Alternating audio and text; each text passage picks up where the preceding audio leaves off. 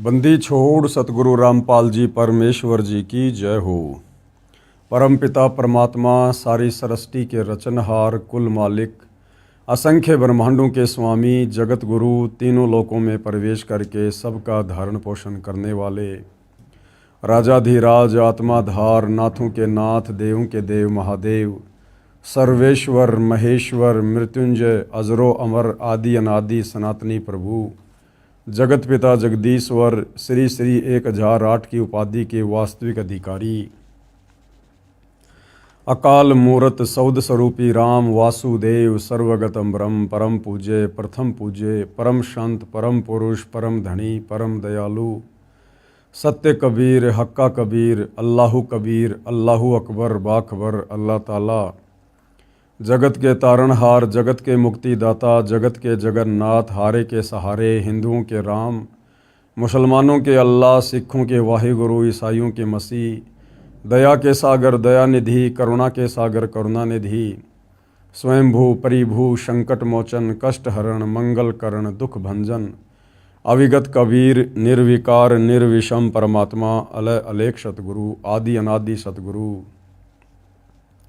असली मर्यादा पुरुषोत्तम, असली राम, असली कृष्ण, असली घनश्याम, असली मुरारी, राजाओं के राजा, महाराजाओं के महाराजा, शहंशाहों के शहंशाह, सम्राटों के सम्राट, भगवानों के भगवान, अल्लाहों के अल्लाह, प्रभुओं के प्रभु, मसीहाओं के मसीह, सच्चे वाहिगुरु, बाबाओं के बाबा, पीरों के पीर, सेठों के सेठ, जगत सेठ, सावलसा सेठ, सर्वगुण संपन्न, अनंत कोटि कलाओं के स्वामी, अनंत कोटि ब्रह्मांडों के नायक, योगियों में महायोगी, ध्यानियों में महाध्यानी, सिद्धों में परम सिद्ध, ज्ञानियों में तत्वज्ञानी, ब्रह्म ज्ञानी, महाज्ञानी, परम ज्ञानी, सर्वश्रेष्ठ ज्ञानी, विज्ञानी, युवा कबीर, समर्थ कबीर, असंवात, अमित ओजा, सच्चे रहनुमा, करीम अल्लाह, सुभान अल्लाह, दुनिया के अंतिम पैगंबर, 8 सितंबर 1951 से गांव धनाना, जिला सोनीपत, हरियाणा, भारतवर्ष की पावन भूमि पे प्रकट रियल कल की भगवान श्री नारायण साकार हरि, श्री बाबा साहेब नूर अनंत परमात्मा,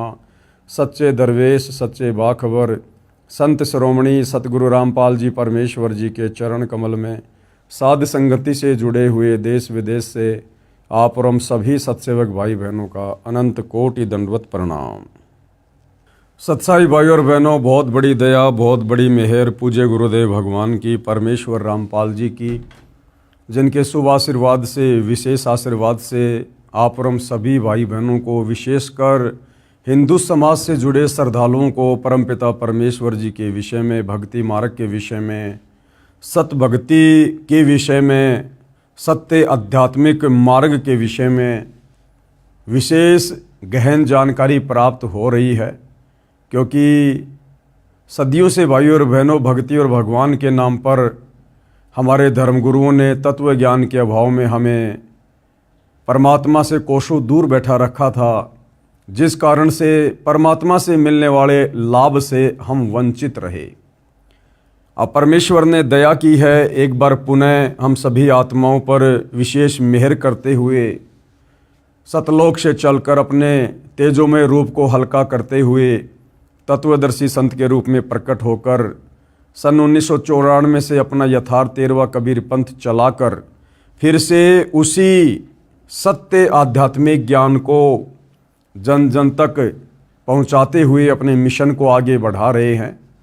और इस मिशन से जुड़कर लाखों की संख्या में भगत आत्माएं अध्यात्म के विषय में जानकर सत भक्ति मार्ग से जुड़कर लाभ भी उठा रही हैं।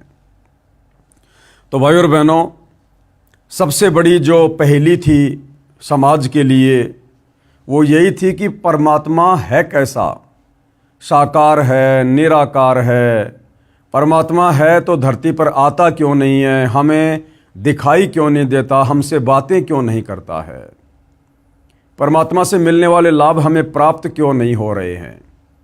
जबकि हमारे धर्मगुरु हमें जैसी भक्ति साधना करने को कहते थे हम वैसा ही तन मन धन से किया करते थे, फिर भी हमें वो लाभ नहीं प्राप्त हो रहे थे जो लाभ प्राप्त होने चाहिए थे। तो अब सतगुरु रामपाल जी परमेश्वर जी ने आकर अध्यात्म के सारे रहस्य उजागर किए हैं अपने ही पवित्र धर्मशास्त्रों से। और अब हमें समझ में आया है कि परमात्मा मिलता भी है, परमात्मा बातें भी करता है, परमात्मा गले से भी लगाता है, परमात्मा अपने भगत को सौ सुख भी देता है। तो भाइयों और बहनों, जिन आत्माओं पर ये रज़ा हो चुकी है, दया हो चुकी है, वो आत्माएं तो उस स्थिति में हैं जैसे गूंगा आदमी गुड़ खाकर उसका स्वाद बयान नहीं कर सकता।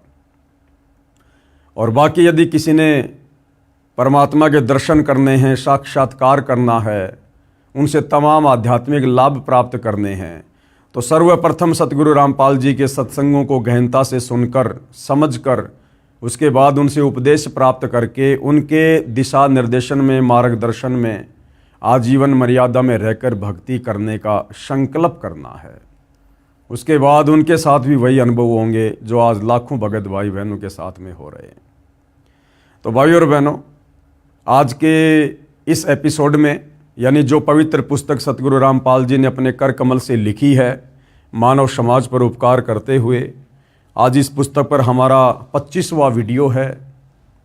और इस वीडियो में कबीर परमेश्वर, जो सारी सृष्टि के सृजनहार हैं, सबके पालन पोषण करता हैं, वो कबीर परमात्मा भारत देश की पवित्र भूमि पर इस कलयुग में किस प्रकार से प्रकट हुए और किस प्रकार से उनके बाल्यकाल की वेदों के अनुसार लीला में परवरिश हुई, परमेश्वर किन किन को आकर मिले, इन तमाम बातों की जानकारी हमें मिल रही है, जो कि सत्यनारायण कथा है।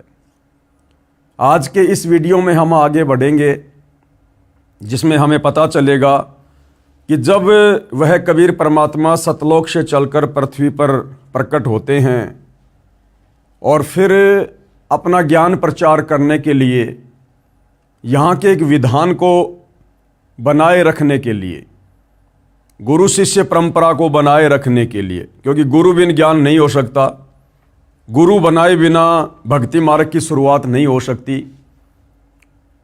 इस बात को आप और हमें समझाते हुए और इस गुरु शिष्य परंपरा को बनाए रखते हुए, वह कबीर परमात्मा जो गुरुओं का गुरु होता है, पीरों का पीर होता है, स्वयं ही जगत गुरु होता है, उन्हें कोई गुरु बनाने की आवश्यकता नहीं होती है, परंतु फिर भी वो एक मुंह बोला गुरु धारण करते हैं।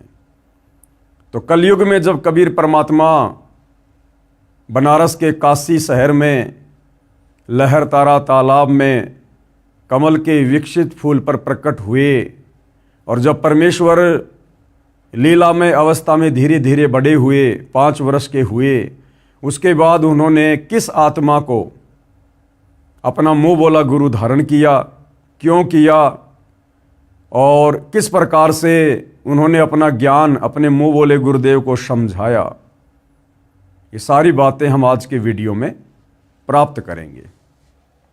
पवित्र पुस्तक हिंदू साहिबान नहीं समझे गीता वेद पुराण, ऋषि रामानंद का उद्धार करना।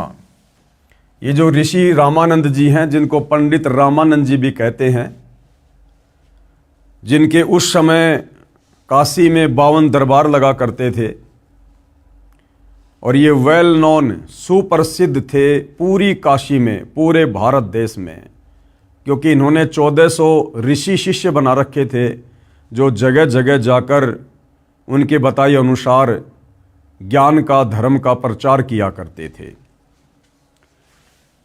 ऋषि रामानंद स्वामी को गुरु बनाकर शरण में लेना। स्वामी रामानंद जी अपने समय के सुप्रसिद्ध विद्वान कहे जाते थे।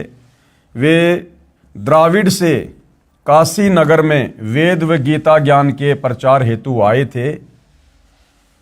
द्राविड़ यानी पंडित रामानंद जी दक्षिणी भारत से चलकर काशी में वेद व गीता ज्ञान के प्रचार हेतु आए थे, क्योंकि उस समय काशी में ब्राह्मणों ने, पंडितों ने पाखंड पूजा को बहुत ज़्यादा फैला दिया था। ऊत भूत की पूजा बहुत ज़्यादा शुरू हो चुकी थी।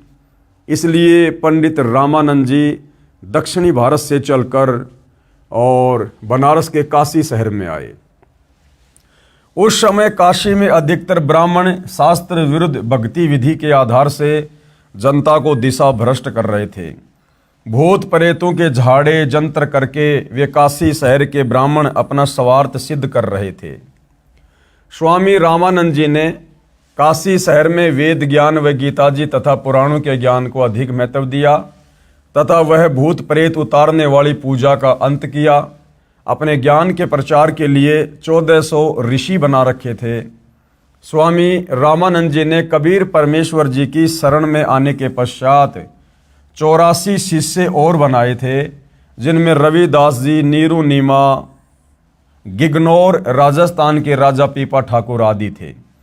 कुल शिष्यों की संख्या 1484 कही जाती है। वे 1400 ऋषि विष्णु पुराण, शिव पुराण तथा देवी पुराण आदि मुख्य मुख्य पुराणों की कथा किया करते थे। प्रतिदिन 52 सभाएं ऋषि जन किया करते थे। काशी के क्षेत्र विभाजित करके मुख्य वक्ताओं को प्रवचन करने को स्वामी रामानंद जी ने कह रखा था। स्वयं भी उन सभाओं में प्रवचन करने जाया करते थे। स्वामी रामानंद जी का बोलबाला आसपास के क्षेत्र में भी था। सारी जनता कहती थी कि वर्तमान में महर्षि रामानंद स्वामी तुल्य विद्वान, वेदों व गीता जी तथा पुराणों का सार ज्ञाता पृथ्वी पर नहीं है। परमेश्वर कबीर जी ने अपने स्वभाव अनुसार अर्थात नियम अनुसार रामानंद स्वामी को शरण में लेना था। कबीर जी ने संत गरीबदास जी को अपना सिद्धांत बताया है, जो संत गरीबदास जी यानी 12वें पंथ के प्रवर्तक छुडानी धाम हरियाणा वाले ने अपनी वाणी में लिखा है। क्या लिखा है? गरीब जो जन हमरी शरण है, उसका हूँ मैं दास, और गेल गेल लाग्या फिरूं जब तक धरती आकाश। यानी जो आत्मा एक बार कबीर परमात्मा जी की शरण में आ जाती है, उस आत्मा को बार बार अपनी शरण में लेने के लिए, उसका उद्धार करने के लिए कबीर परमात्मा जन्म जन्मांतर उस आत्मा के पीछे लगे रहते हैं। गोता मारूं स्वर्ग में, जा बैठूं पाताल, गरीब दास ढूंढत फिरूं अपने हीरे मोती लाल। यानी वो परमात्मा अपनी अच्छी आत्माओं के लिए किसी भी लोक में चले जाते हैं। हरदम संगी बिछुड़त नाही है महबूब सलोना वो, एक पलक में साहिब मेरा फिरता 14 भवना हो। यानी वो परमात्मा एक सेकंड में किसी भी ब्रह्मांड में किसी भी लोक में आ जा सकते हैं। जो बच्चा गऊ की नज़र में यूं साईं को संत, और भक्तों के पीछे फिरे भगत वत्सल भगवंत। कबीर कमाई आपनी कभू न निष्फल जाए, 7 समुद्र आड़े पड़े मिले अगाऊ आए। सतयुग में विद्याधर नामक ब्राह्मण के रूप में तथा त्रेता युग में वेद विज्ञ ऋषि के रूप में जन्मे स्वामी रामानंद जी वाले जीव ने परमेश्वर कबीर जी को बालक रूप में प्राप्त किया था। यानी सतयुग में और त्रेता युग में परमात्मा ने जो शिशु रूप में प्रकट होकर लीला की थी, उस लीला में जीवन में पंडित रामानंद जी वाली आत्मा ने ही उनके मुंह बोले पिता बनकर और उनकी परवरिश की थी। भगतमती कमाली वाला जीव उस समय दीपिका नाम की विद्याधर ब्राह्मण की पत्नी थी, और इसी पंडित रामानंद जी वाली आत्मा की, जो कि सतयुग में विद्याधर नाम का ब्राह्मण था, उसकी जो पत्नी की भूमिका थी वो कमाली वाली आत्मा ने की थी। वो कमाली जो शेख तकी की लड़की थी, जो 11 वर्ष की उम्र के बाद में मर चुकी थी, परमात्मा ने कब्र से निकाल के उसको जिंदा किया था और अपने पास अपनी बेटी के रूप में रखा था। वही कमाली वाली आत्मा सतयुग में विद्याधर ब्राह्मण की पत्नी थी, और त्रेता में भी वो वेद विज्ञ नाम के उसी पंडित जी की, जो रामानंद जी वाली आत्मा थी, उसकी पत्नी थी सूर्या नाम से। वही दीपिका वाली आत्मा वेद विज्ञ ब्राह्मण की पत्नी सूर्या थी, जो कलयुग में कमाली बनी। यही दोनों आत्माएं त्रेता युग में ऋषि दंपत्ति वेद विज्ञ तथा सूर्या था। उस समय भी परमेश्वर कबीर बंदी छोड़ जी शिशु रूप में इन्हें मिले थे। इसके पश्चात भी इन दोनों जीवों को अनेकों जन्म व स्वर्ग प्राप्ति भी हुई थी। क्यों? क्योंकि भाई और बहनों, वो समय पूर्ण मोक्ष प्राप्त करवाने का नहीं था। पूर्ण मोक्ष प्राप्ति का समय वर्तमान की कलयुग की बिचली पीढ़ी है, जिस समय आप और हम उत्पन्न हैं। आज से पहले केवल परमात्मा ने आत्माओं को चार्ज किया, किसी को प्रथम मंत्र दिया, किसी को शतनाम दिया, किसी को कुछ मंत्र दिया और साधना करवाकर परमात्मा ने उन आत्माओं को वर्तमान समय तक लेकर आना था, क्योंकि ये मोक्ष का प्राइम टाइम है। वही आत्माएं कलयुग में परमेश्वर कबीर जी के समकालीन हुई थी। पूर्व जन्म के संत सेवा के पुण्य अनुसार परमेश्वर कबीर जी ने उन पुण्यात्माओं को शरण में लेने के लिए लीला की। अब भाई और बहनों, आप और हमें जो परमेश्वर ने वर्तमान समय में अपने समकालीन जन्म दिया है, तो भाई और बहनों, आप और हम भी इसी प्रकार से युगों युगों से परमेश्वर की शरण में रहे हैं। आप और हमने भी इस प्रकार की भूमिकाएं निभाई हैं। परमेश्वर ने हमें चार्ज किया, कभी हम 10 साल परमात्मा की शरण में रहे, कभी 2 साल रहे, कभी 50 साल रहे, कभी आजीवन रहे, लेकिन पार नहीं हो पाए। उसी सेवा और पुण्य के प्रतिफल में आज परमेश्वर ने हमें इस मोक्ष के प्राइम टाइम में जन्म दिया है। स्वामी रामानंद जी की आयु 104 वर्ष थी। उस समय कबीर देव जी के लीला में शरीर की आयु 5 वर्ष थी। स्वामी रामानंद जी महाराज का आश्रम गंगा दरिया के आधा किलोमीटर दूर स्थित था। स्वामी रामानंद जी प्रतिदिन सूर्योदय से पूर्व गंगा नदी के तट पर बने पंचगंगा घाट पर स्नान करने जाते थे। 5 वर्षीय कबीर देव ने 2.5 यानी 2 वर्ष 6 महीने के बच्चे का रूप धारण किया तथा पंचगंगा घाट की पौड़ियों यानी सीढ़ियों में लेट गए। अब परमात्मा जी ने क्या लीला की? पंडित रामानंद जी को अपना मुंह बोला गुरु धारण करने के लिए जिस समय कबीर परमेश्वर लीला में से 5 वर्ष की आयु के थे, उस समय परमात्मा ने जानबूझकर 2.5 वर्ष के बच्चे का रूप बनाया और जहां पंचगंगा घाट पर पंडित रामानंद जी सुबह सुबह स्नान करने जाते थे, वहां सीढ़ियों पर लेट गए। स्वामी रामानंद जी प्रतिदिन की भांति स्नान करने गंगा दरिया के घाट पर गए। अंधेरा होने के कारण स्वामी रामानंद जी बालक कबीर देव को नहीं देख सके। स्वामी रामानंद जी के पैर की खड़ाऊ यानी लकड़ी का जूता सीढ़ियों में लेटे बालक कबीर देव के सिर में लगा। बालक कबीर देव लीला करते हुए रोने लगे जैसे बच्चा रोता है। स्वामी रामानंद जी को ज्ञान हुआ कि उनका पैर किसी बच्चे को लगा है, जिस कारण से बच्चा पीड़ा से रोने लगा है। स्वामी जी बालक को उठाने तथा चुप करने के लिए शीघ्रता से झुके तो उनके गले की माला, पंडित रामानंद जी के गले की माला यानी एक रुद्राक्ष की कंठी माला बालक कबीर देव के गले में डल गई, जिसे स्वामी रामानंद जी नहीं देख सके। स्वामी रामानंद जी ने बच्चे को प्यार से कहा, बेटा राम राम बोल, राम नाम से सब कष्ट दूर हो जाता है। ऐसा कहकर बच्चे के सिर को सहलाया, आशीर्वाद देते हुए सिर पर हाथ रखा। देखो भाई और बहनों, दीक्षा उसी समय पूर्ण होती है, सफल होती है, जब साक्षात गुरुदेव भगवान हमारे समक्ष हों, हमें मंत्र दें और उसके बाद भगत को अपना आशीर्वाद दे। आशीर्वाद देने के बाद सतगुरु की जो शक्ति है, जो पावर है, जो अंश है, वो शिष्य में प्रवेश होता है। उसके बाद ही शिष्य सही प्रकार से भक्ति कर पाता है। तो भाई और बहनों, वर्तमान में सन 2014 बरवाला कांड के बाद से ये जो जगह जगह नाम दीक्षा दी जा रही है सतलोक आश्रम के द्वारा, ये वर्तमान में पूर्ण दीक्षा नहीं है। पूर्ण दीक्षा सतगुरु रामपाल जी के आने के बाद पुनः सभी आत्माओं को मिलेगी, क्योंकि ये वर्तमान जो समय है सन 2014 से और वर्तमान 2025 का समय चल रहा है। आगे जब तक सतगुरु रामपाल जी हिसार जेल से बाहर आने की दया नहीं करेंगे मिशन को पूरा करके, तब तक ये जो नाम दीक्षा का जो ये कर्म है ये पूर्ण नहीं कहा जा सकता है। ठीक है, हम दीक्षा लेकर भक्ति कर रहे हैं, वो बात अलग है। जैसी भक्ति मर्यादा में रहकर हम करेंगे, भक्ति धन अवश्य जो है वो जमा होगा। परंतु पूर्ण दीक्षा की जो प्रक्रिया है वो हिसार जेल से आने के बाद में सतगुरु रामपाल जी पुनः पूर्ण करवाएंगे। उसके बाद वे चाहे स्वयं दीक्षा दें चाहे अपने आदेश से डीवीडी से दीक्षा दिलवाएं, वो फिर उनकी मौज, उनकी मर्जी। परंतु वर्तमान में उनकी गैर हाजिरी में काल प्रेरणा से जगह जगह जिस प्रकार से नाम दीक्षा के अंदर अपनी नादानी और अज्ञानता के चलते सतलोक आश्रम वालों ने खोल रखे हैं, हम इसको पूर्ण दीक्षा नहीं कह सकते हैं।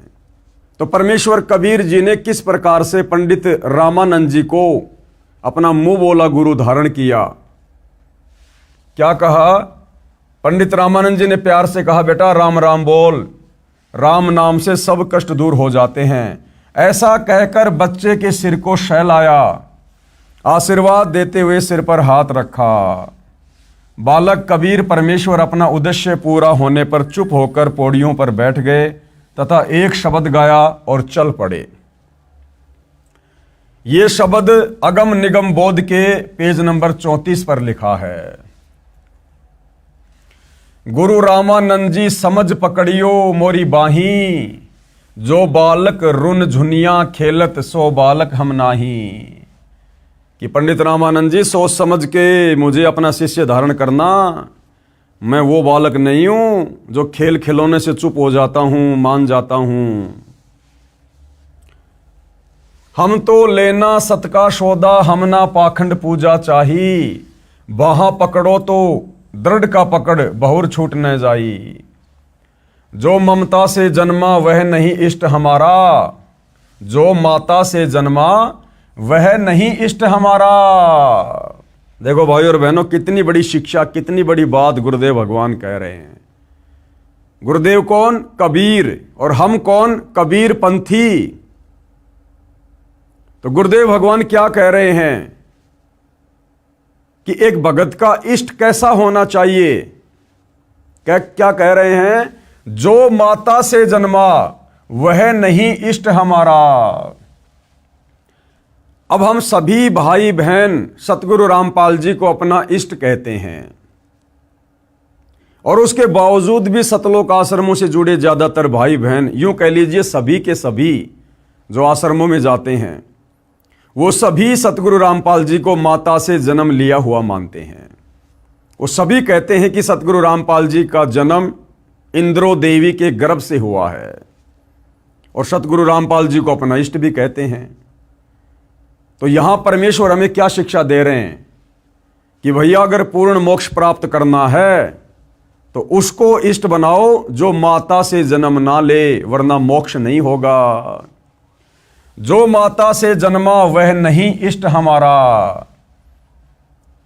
अब भाई और बहनों, केवल साथ संगति से जुड़े हुए सत्सेवक भाई बहन ही हैं जो अपने पूज्य गुरुदेव सतगुरु रामपाल जी को किसी भी माता से जन्म लिया हुआ नहीं मानते हैं ज्ञान आधार से। तो असल में सतगुरु रामपाल जी हम साध संगति से जुड़े भाई बहनों के लिए इष्ट हैं। बाकी जो अपने गुरु को जन्म लिया हुआ मानता है और हर साल 8 सितंबर के दिन इन आश्रमों में उनका जन्मदिन मनाते हैं, वे किसी भी सूरत में सतगुरु रामपाल जी को इष्ट कहने के अधिकारी नहीं हैं। राम कृष्ण मरे विष्णु साथे जामन हारा, 3 गुण है तीनों देवता निरंजन चौथा कहिए। अविनाशी प्रभु इस सबसे न्यारा मोकू वह चाहिए। 5 तत्व की देना मेरी ना कोई माता जाया, और जीव उदाहरण तुमको तारण सीधा जग में आया। सीधा जग में आया, किसी माता से जन्म लेके नहीं आया। और कहते हैं मेरा शरीर आप लोगों की तरह 5 तत्व का नहीं है, हाड़ मांस चाम का नहीं है, और ना किसी माता ने मेरे को जन्म दिया। राम राम और ओम नाम ये सब काल कमाई, सत्य नाम दो मोरे सतगुरु तब काल जाल छुड़ाई। यानी पंडित रामानंद जी ने कहा कि बेटा राम राम बोल, राम राम रोते नहीं है। तो परमात्मा जी कहते हैं ये जो राम राम बोल रहे हो ना तुम, और ये जो ओम नाम है इस काल का, ये सब काल कमाई है, ये सब काल के अंतर्गत है। सतनाम दो मोरे सतगुरु तब काल जाल छुटाई, कि काल जाल से छुटकारा तो सतनाम से होगा। सतनाम बिन जन्मे मरे परम शांति नाही, और सनातन धाम मिले न कबहू भावे कोटि समाधि लाई। सार शब्द सरजीवन कहिए सब मंत्रन का सरदारा, कहे कबीर सुनो गुरुजी या विधि उतरे पारा। स्वामी रामानंद जी ने विचार किया कि वह बच्चा रात्रि में रास्ता भूल जाने के कारण यहाँ आकर सो गया होगा। इसे अपने आश्रम में ले जाऊंगा, वहाँ से इसके घर भिजवा दूंगा। ऐसा विचार करके स्नान करने लगे। परमेश्वर कबीर जी वहाँ से अंतर्ध्यान हुए तथा अपनी झोपड़ी में सो गए। कबीर परमेश्वर ने इस प्रकार स्वामी रामानंद जी को गुरु धारण किया, गुरु शिष्य परंपरा को बनाए रखने के लिए। अगर उस समय कबीर परमेश्वर जो कि स्वयं जगत गुरु हैं, अगर पंडित रामानंद जी को मुंह बोला गुरु धारण ना करते तो वर्तमान समय में भाई और बहनों आप और हम भी भ्रमित हो जाते। और लोग हमें कहते, जब हम लोगों को ये ज्ञान बताते कि भाई सतगुरु रामपाल जी पूर्ण गुरु हैं, उनसे उपदेश लेकर सत भक्ति कीजिए, तो लोग हमें कहते भैया तुम कबीर पंथी हो ना जी, तो तुम्हारे कबीर जी ने 650 साल पहले कौन सा गुरु धारण किया था, गुरु बनाने की क्या आवश्यकता है। तो आज भाई और बहनों हम लोगों को समझा ही नहीं पाते और हमें भी लोग डगमग कर देते। इसलिए कबीर परमात्मा ने गुरु शिष्य परंपरा का निर्वाह किया और उसी परंपरा के तहत आज वर्तमान में 12वें पंथ में आकर सतगुरु रामपाल जी के नाम से उन्होंने आदरणीय राम देवानंद जी को, जो कि वही पंडित रामानंद जी वाली आत्मा है, उनको फिर से अपना मुंह बोला गुरु धारण किया। इसलिए आज हम सतगुरु रामपाल जी को गुरु धारण करके सत भक्ति पर लगे हुए हैं। ऋषि विवेकानंद जी से ज्ञान चर्चा। ये ऋषि विवेकानंद जी कौन थे?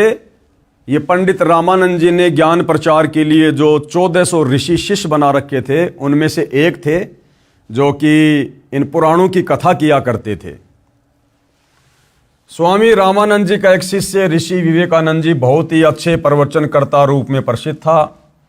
ऋषि विवेकानंद जी को काशी शहर के एक क्षेत्र का उपदेशक नियुक्त किया हुआ था। उस क्षेत्र के व्यक्ति ऋषि विवेकानंद जी के धारा प्रवाह प्रवचनों को सुनकर उनकी प्रशंसा किए बिना नहीं रहते थे। उसकी कॉलोनी में बहुत प्रतिष्ठा बनी थी। प्रतिदिन की तरह ऋषि विवेकानंद जी विष्णु पुराण से कथा सुना रहे थे। कह रहे थे भगवान विष्णु सर्वेश्वर है, अविनाशी अजन्मा है, सर्व सृष्टि रचनहार तथा पालनहार है। इनके कोई जन्मदाता माता पिता नहीं है, ये स्वयंभू है। ये ही त्रेता युग में अयोध्या के राजा दशरथ जी के घर माता कौशल्या देवी की पवित्र कोख से उत्पन्न हुए थे तथा श्री रामचंद्र नाम से प्रसिद्ध हुए। समुद्र पर सेतु बनाया, जल पर पत्थर तैराए, लंकापति रावण का वध किया। श्री विष्णु भगवान ही ने द्वापर युग में श्री कृष्णचंद्र भगवान का अवतारण धार कर वासुदेव जी के रूप में माता देवकी के गर्भ से जन्म लिया तथा कंस, केसी, शिशुपाल, जरासंध आदि दुष्टों का संहार किया। 5 वर्षीय बालक कबीर देव जी भी उस ऋषि विवेकानंद जी का प्रवचन सुन रहे थे तथा सैकड़ों की संख्या में अन्य श्रोतागण भी उपस्थित थे। ऋषि विवेकानंद जी ने अपने प्रवचनों को विराम दिया तथा उपस्थित श्रोताओं से कहा, यदि किसी को कोई प्रश्न करना है तो वह निसंकोच अपनी शंका का समाधान करा सकता है। बालक कबीर परमेश्वर खड़े हुए तथा ऋषि विवेकानंद जी से करबद्ध होकर प्रार्थना की कि हे ऋषि जी, आपने भगवान श्री विष्णु जी के विषय में बताया कि ये अजन्मा है, अविनाशी है, इनके कोई माता पिता नहीं है। एक दिन एक ब्राह्मण श्री शिव पुराण के रुद्र संहिता अध्याय 6 व 7 को पढ़कर श्रोताओं को सुना रहे थे। यह दास भी, यानी कबीर परमात्मा कह रहे थे कि यह दास भी उस सत्संग में उपस्थित था। शिव पुराण में लिखा है कि निराकार परमात्मा आकार में आया, वह सदाशिव काल रूपी ब्रह्म कहलाया। उसने अपने अंदर से एक स्त्री प्रकट की जो प्रकृति देवी, अष्टंगी और त्रिदेव जननी, शिवा आदि नामों से जानी जाती है। काल रूपी ब्रह्म ने एक काशी नामक सुंदर स्थान बनाया। वहां दोनों शिव तथा शिवा अर्थात काल रूपी ब्रह्म तथा दुर्गा पति पत्नी रूप में निवास करने लगे। कुछ समय पश्चात दोनों के संभोग से एक लड़का उत्पन्न हुआ। उसका नाम विष्णु रखा। इस प्रकार दोनों के रमण करने से यानी पति पत्नी व्यवहार करने से एक पुत्र उत्पन्न हुआ, उसका नाम ब्रह्मा रखा तथा कमल के फूल पर डालकर अचेत कर दिया। फिर अध्याय 9 के अंत में लिखा है कि ब्रह्मा रजगुण है, विष्णु सतगुण है तथा शंकर तमगुण है, परंतु सदाशिव इनसे भिन्न है, वह गुणातीत है। यहाँ पर सदाशिव के अतिरिक्त 3 देव श्री ब्रह्मा, श्री विष्णु तथा श्री शिव जी भी हैं। इससे सिद्ध हुआ कि इन तीनों देवों की जननी दुर्गा अर्थात प्रकृति देवी है तथा पिता काल ब्रह्म है। इन तीनों प्रभुओं विष्णु आदि का जन्म हुआ है, इनके माता पिता भी हैं। और फिर क्या कहा परमात्मा जी ने, एक दिन मैंने एक ब्राह्मण द्वारा श्री देवी पुराण के 3रे स्कंद में अध्याय 4 में 5 में सुना था कि जिसमें भगवान विष्णु ने कहा है, इन प्रकृति देवी अर्थात दुर्गा को मैंने पहले भी देखा था, मुझे अपने बचपन की याद आई है। मैं एक वट वृक्ष के नीचे पालने में लेटा हुआ था, ये मुझे पालने में झुला रही थी। उस समय मैं बालक रूप में था। प्रकृति देवी के निकट जाकर तीनों देव श्री ब्रह्मा, श्री विष्णु तथा श्री शिव जी करबद्ध होकर खड़े हो गए। भगवान विष्णु ने देवी की स्तुति की कि तुम शुद्ध स्वरूपा हो, ये संसार तुम्ही से उद्भासित हो रहा है। हमारा आविर्भाव यानी जन्म तथा तिरोभाव अर्थात मृत्यु होती है। हम अविनाशी नहीं हैं, तुम ही अविनाशी हो, प्रकृति देवी हो। भगवान शंकर बोले, हे माता, यदि आप ही के गर्भ से भगवान विष्णु तथा भगवान ब्रह्मा का जन्म हुआ है, तो क्या मैं तमोगुणी लीला करने वाला शंकर आपका पुत्र नहीं हुआ? अर्थात मुझे भी जन्म देने वाली तुम ही हो। अब पंडित विवेकानंद जी के तो होश उड़ गए, होश, कि इस बालक को इन तमाम बातों का कैसे पता चला। ये तो अनपढ़ है, ये तो शास्त्रों को हाथ भी नहीं लगा सकते। हे ऋषि विवेकानंद जी, आप कह रहे हो कि पुराणों में लिखा है कि भगवान विष्णु के तो कोई माता पिता नहीं है, ये अविनाशी हैं। इन पुराणों का ज्ञानदाता एक श्री ब्रह्मा जी है तथा लेखक भी एक ही श्री व्यास जी है, जबकि पुराणों में तो भगवान विष्णु नासवान लिखे हैं, इनके माता पिता का नाम भी लिखा है। क्यों जनता को भ्रमित कर रहे हो? और क्या कहा परमात्मा ने, कबीर वेद पढ़े पर भेद न जाने, बाचे पुराण 18, और जड़ को अंधा पान खिलावे भूल गए सृजनहारा। यानी पत्थरों की पूजा कर रहे हो और सारी सृष्टि के सृजनहार को भूले बैठे हो। कबीर परमेश्वर जी के मुख कमल से उपरोक्त पुराणों में लिखा उल्लेख सुनकर ऋषि विवेकानंद अति क्रोधित हो गया तथा उपस्थित श्रोताओं से बोले, ये बालक झूठ बोल रहा है, पुराणों में ऐसा नहीं लिखा है। उपस्थित श्रोताओं ने भी सहमति व्यक्त कर दी कि हे ऋषि जी, आप सत्य कह रहे हो, ये बालक क्या जाने पुराणों के गूढ़ रहस्य को। आप विद्वान पुरुष, परम विवेकशील हो, आप इस बच्चे की बातों पर ध्यान ना दो। ऋषि विवेकानंद जी ने पुराणों को उसी समय देखा जिसमें सर्व विवरण विद्यमान था, यानी ज्यों का त्यों लिखा हुआ था, परंतु मान हानि के भय से अपने झूठे वक्तव्य पर ही दृढ़ रहते हुए कहा, हे बालक, तेरा क्या नाम है? तू किस जाति में जन्मा है? तूने तिलक लगाया है? क्या तूने कोई गुरु धारण किया है? जल्दी बता। कबीर परमेश्वर जी ने बोलने से पहले ही श्रोता बोले कि हे ऋषि जी, इसका नाम कबीर है, ये नीरू जुलाई का पुत्र है। कबीर जी बोले, ऋषि जी, मेरा यही परिचय है जो श्रोताओं ने आपको बताया, मैंने गुरु धारण कर रखा है। ऋषि विवेकानंद जी ने पूछा, क्या नाम है तेरे गुरुदेव का? परमेश्वर कबीर जी ने कहा कि मेरे पूज्य गुरुदेव वही हैं जो आपके गुरुदेव हैं, यानी पंडित रामानंद जी। उनका नाम है पंडित रामानंद जी। अब इतनी बातें सुनकर भाइयों और बहनों, विवेकानंद जी का माथा ठनक गया। जुलाहे के बालक कबीर परमेश्वर जी के मुख कमल से स्वामी रामानंद जी को अपना गुरुजी बताने से ऋषि विवेकानंद जी ने ज्ञान चर्चा का विषय बदलकर परमेश्वर कबीर जी को बहुत बुरा भला कहा तथा श्रोताओं को भड़काने व वास्तविक विषय भुलाने के उद्देश्य से कहा, देखो रे भाइयों, ये कितना झूठा बालक है। मेरे पूज्य गुरुदेव श्री 1008 स्वामी रामानंद जी को अपना गुरु जी कह रहा है। भाई और बहनों, ये श्री श्री 1008 की जो उपाधि है, ये उन महापुरुषों के नाम से पहले लगाई जाती है जो चारों वेदों के प्रकांड ज्ञाता होते हैं। लेकिन पंडित रामानंद जी चारों वेदों के प्रकांड ज्ञाता नहीं थे, केवल वो संस्कृत भाषा के ज्ञाता थे और उन्होंने वेदों को कंठस्थ याद कर रखा था, वेदों के सार से वो परिचित नहीं थे। इसलिए इस श्री श्री 1008 की उपाधि के वास्तविक अधिकारी वर्तमान में केवल सतगुरु रामपाल जी हैं। मेरे गुरुजी तो इन अछूतों के दर्शन भी नहीं करते, शूद्रों का अंग भी नहीं छूते। अभी जाता हूं, गुरुजी को बताता हूं। भाई श्रोताओं, आप सब कल स्वामी जी के आश्रम पर आना सुबह सुबह। इस झूठे की कितनी पिटाई स्वामी रामानंद जी करेंगे, इसने हमारे गुरुदेव का नाम मिट्टी में मिलाया है। सभी श्रोता बोले ये बालक मूर्ख झूठा गवार है, आप विद्वान हो। कबीर जी ने कहा, निरंजन धन तेरा दरबार, जहां पर तनिक न न्याय विचार। निरंजन धन तेरा दरबार, जहां पर तनिक न न्याय विचार। परमात्मा जो खरी खरी कह रहे थे, सत्य कह रहे थे, प्रमाणित बातें कर रहे थे, उनको तो झूठा सिद्ध कर दिया। और वो झूठा व्यक्ति जो वो शास्त्रों के सार को ना समझकर उआ भाई बक रहा था, उसको वहां पर विद्वान साबित कर दिया। तो परमात्मा कहते हैं, हे काल निरंजन, तेरा दरबार, तेरा लोक धन्य है। भाई वैश्या ओडे मुल मुल खासा, गले मोतियों का हार।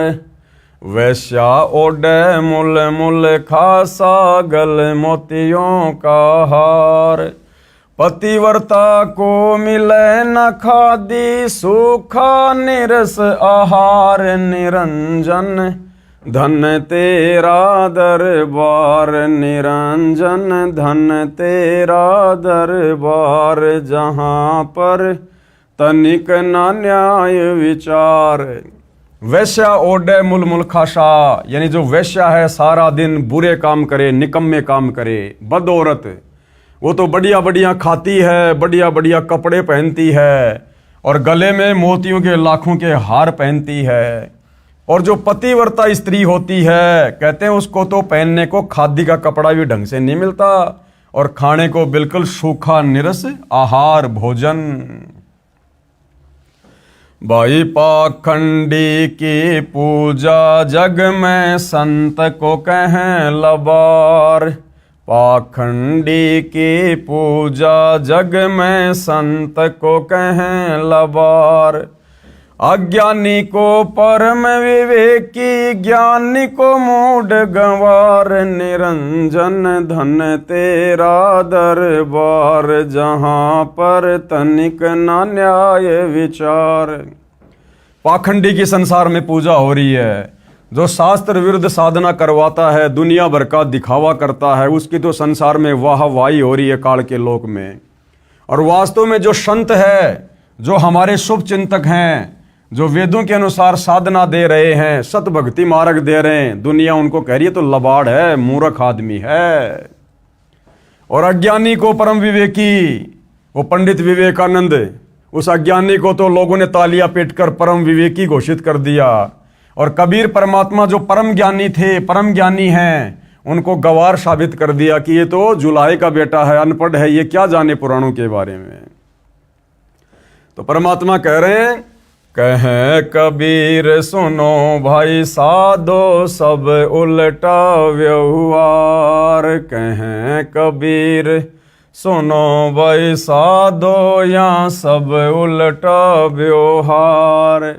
साचों को तो झूठ बतावे, इन झूठों का एतबार। निरंजन धन तेरा दरबार, जहां पर तनिक न न्याय विचार।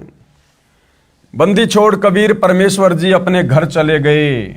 वह ऋषि विवेकानंद अपने गुरु रामानंद स्वामी जी के आश्रम में गया तथा सारी घटना की जानकारी बताई। हे स्वामी जी, एक छोटी जाति का जुलाहे का लड़का कबीर अपने आप को बड़ा विद्वान सिद्ध करने के लिए भगवान विष्णु जी को नाशवान बताता है। हे ऋषि जी, उसने तो हम ब्राह्मणों का घर से निकलना ही दूभर कर दिया है, हमारी नाक काट डाली, अर्थात हमें महाशर्मिंदा लज्जित होना पड़ रहा है। उसने कल भरी सभा में कहा है कि पंडित रामानंद स्वामी मेरे गुरुजी हैं, मैंने उनसे दीक्षा ले रखी है। उस कबीर ने तिलक भी लगा रखा था, जैसा हम वैष्णव संत लगाते हैं।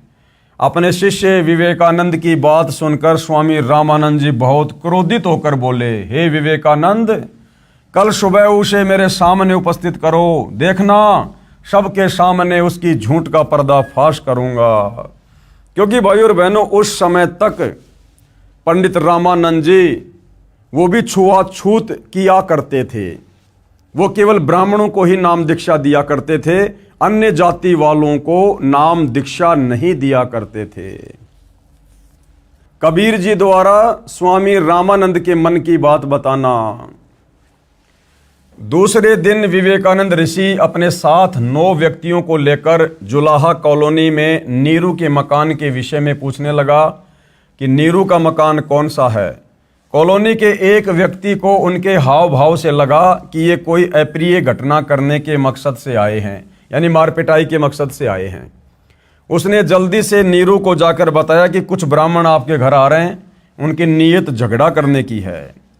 नीमा भी वही खड़ी उस व्यक्ति की बातें सुन रही थी। उसी समय वे ब्राह्मण गली में नीरू के मकान की ओर आते दिखाई दिए। नीमा समझ गई कि अवश्य इस कबीर ने इन ब्राह्मणों से ज्ञान चर्चा की है, वे ईर्ष्यालु व्यक्ति मेरे बेटे को मार डालेंगे। इतना विचार करके सोए हुए बालक कबीर को जगाया तथा अपनी झोपड़ी के पीछे ले गई, वहां लेटा कर ऊपर रजाई डाल दी तथा कहा, बेटा बोलना नहीं है, कुछ व्यक्ति झगड़ा करने के मकसद से अपने घर आ रहे हैं। नीमा अपने घर के द्वार पर गली में खड़ी हो गई। तब तक वे ब्राह्मण घर के निकट आ चुके थे। उन्होंने पूछा, क्या नीरू का घर यही है? नीमा ने उत्तर दिया, हाँ ऋषि जी यही है, कहो कैसे आना हुआ। ऋषि विवेकानंद बोला, कहाँ है तुम्हारा शरारती बच्चा कबीर? कल उसने भरी सभा में मेरे गुरुदेव का अपमान किया है, आज उसकी पिटाई गुरुजी सबके सामने करेंगे, इसको सबक सिखाएंगे।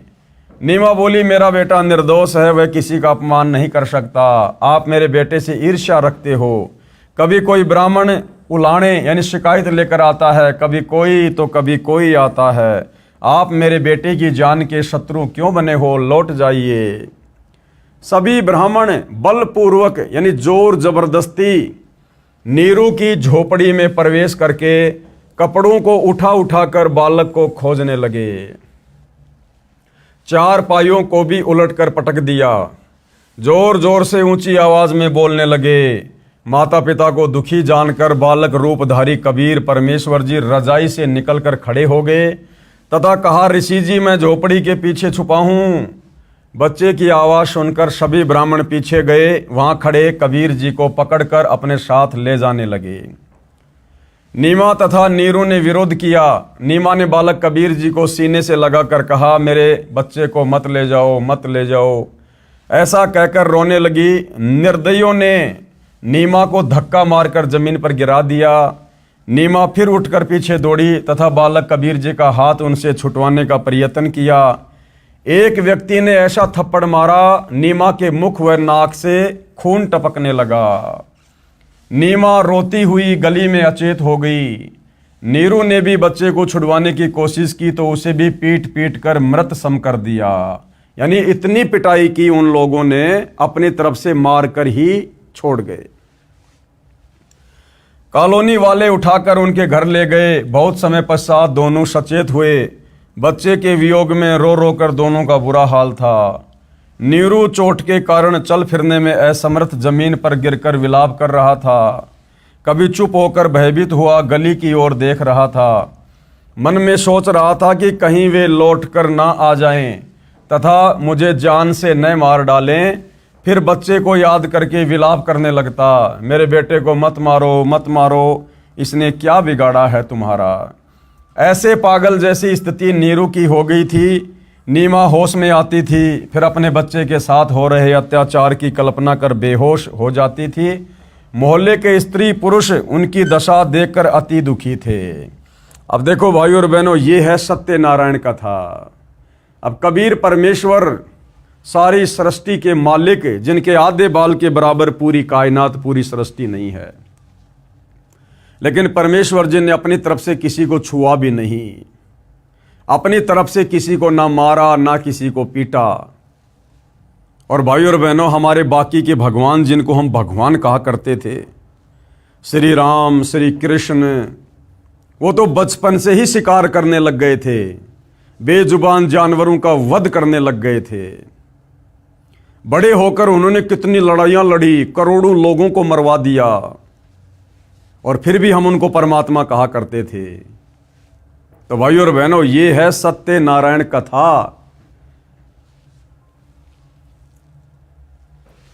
प्रातः काल का समय था। स्वामी रामानंद जी गंगा नदी पर स्नान करके लौटे ही थे और अपनी झोपड़ी में बैठे थे, जब उन्हें पता चला कि उस बालक कबीर को पकड़कर ऋषि विवेकानंद जी की टीम ला रही है, तो स्वामी रामानंद जी ने अपनी कुटिया के द्वार पर कपड़े का पर्दा लगा लिया, ये दिखाने के लिए कि मैं पवित्र जाति का ब्राह्मण हूं, तथा शूद्रों को दीक्षा देना तो दूर की बात, सुबह सुबह तो उनका दर्शन भी नहीं करता।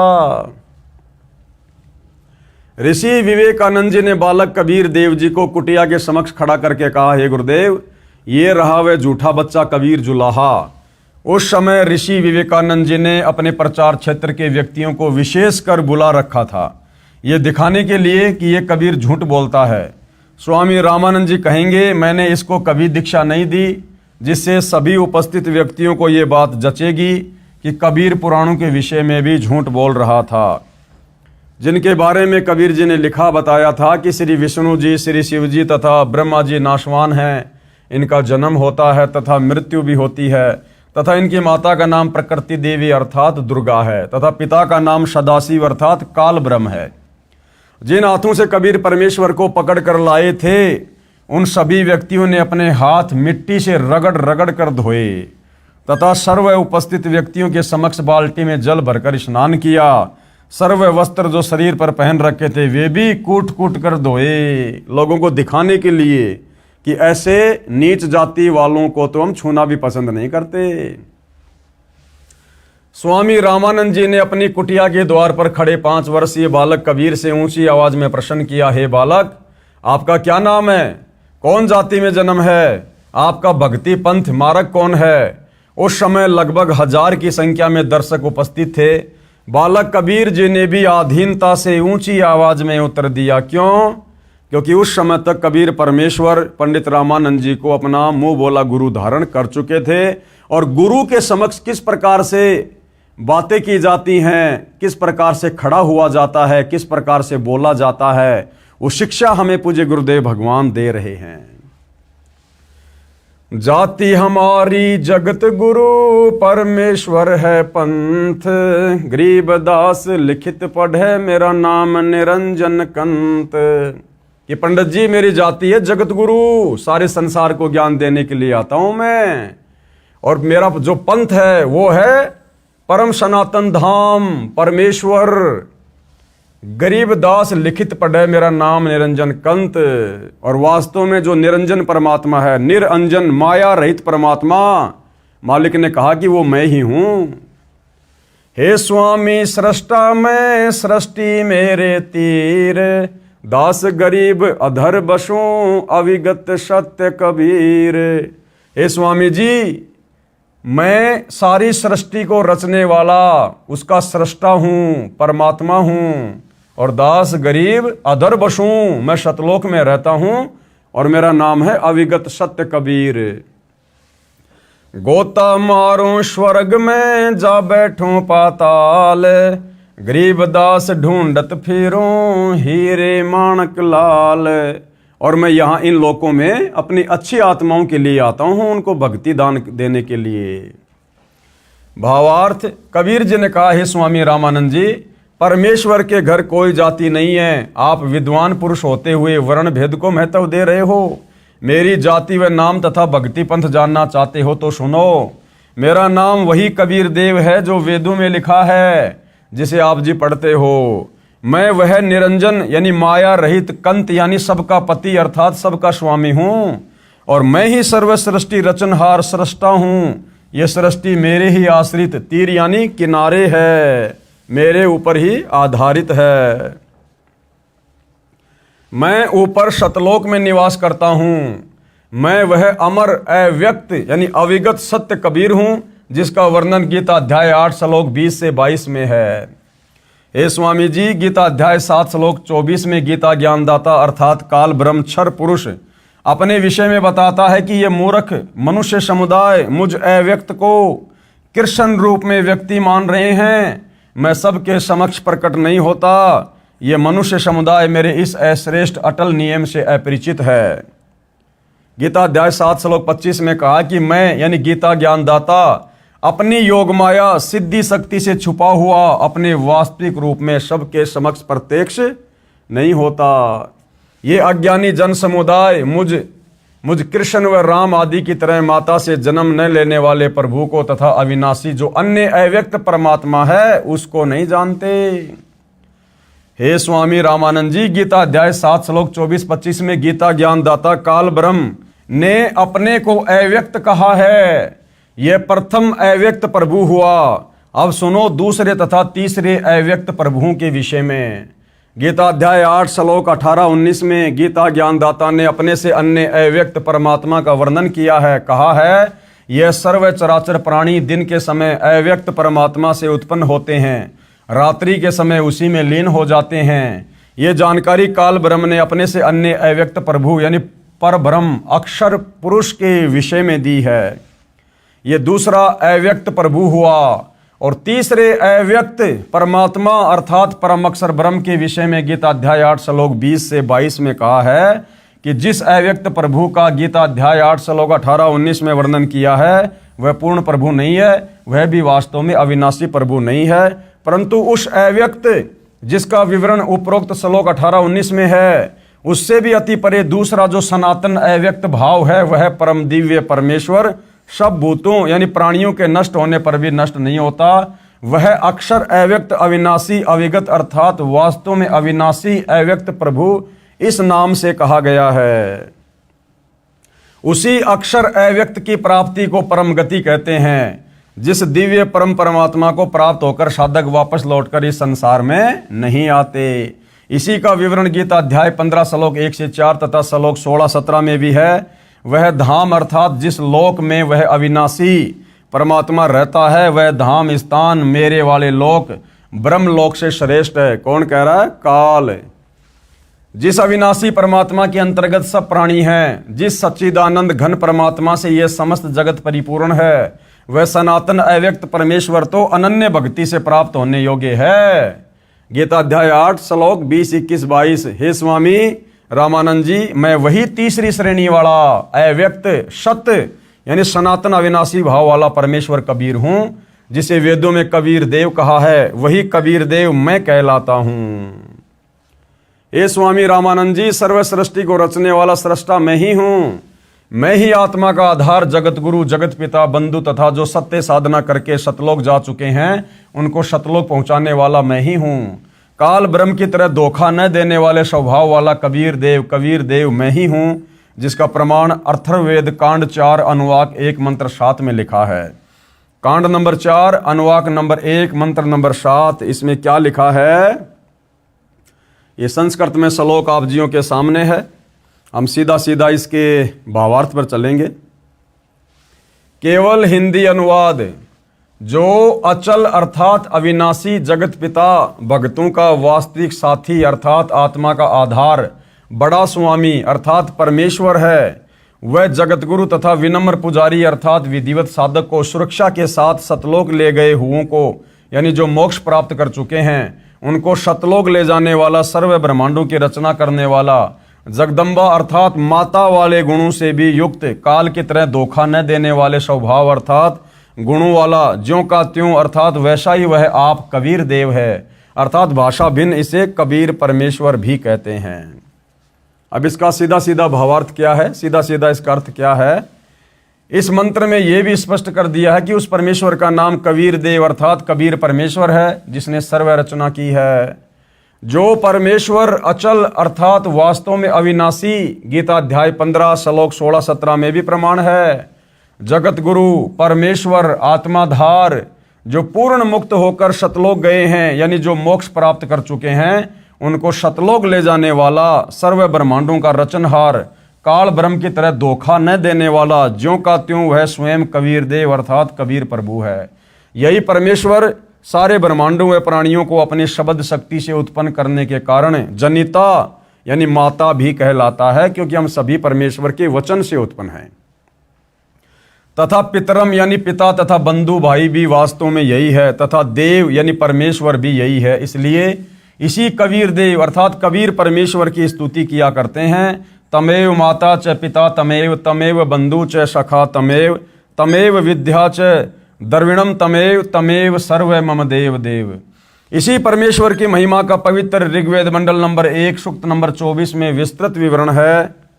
5 वर्षीय बालक के मुख से वेदों व गीता के गूढ़ रहस्य को सुनकर ऋषि रामानंद जी आश्चर्यचकित रह गए तथा गुस्से में होकर अपशब्द कहने लगे।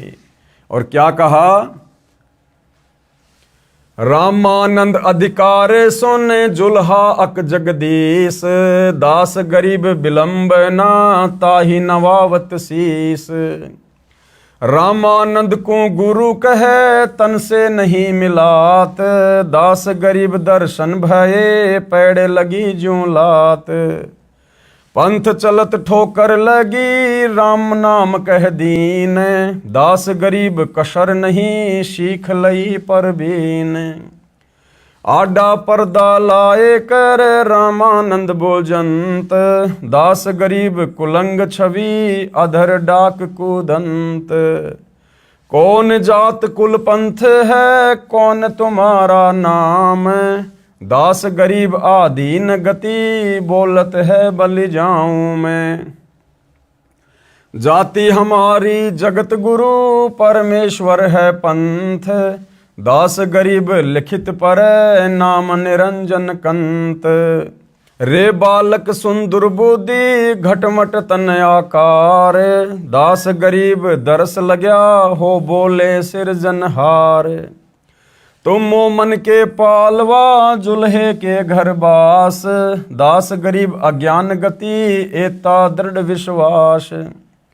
मान बड़ाई छोड़ कर बोलो बालक बैन, दास गरीब अधम मुखी एता तुम घट फैन। तरक तलु से बोले ते रामानंद सुर ज्ञान, दास गरीब को जाती है आखिर नीच निदान। परमेश्वर कबीर देव जी ने प्रेम पूर्वक उत्तर दिया और क्या कहा मालिक ने? महके बदन खुलास कर सुन स्वामी परबीन, दास गरीब मनी मरे मैं आजिज आधीन। मैं अविगत गति से परे चार वेद से दूर, दास गरीब दसों दिशा सकल सिंध भरपूर। सकल सिंध भरपूर हूँ खालिक हमरा नाम, दास गरीब अजाति हूँ तय जो कया बलि जाऊं। जाति पाति मेरे नहीं नहीं बस्ती नहीं गाम, दास गरीब अनिन गति नहीं हमारे चाम।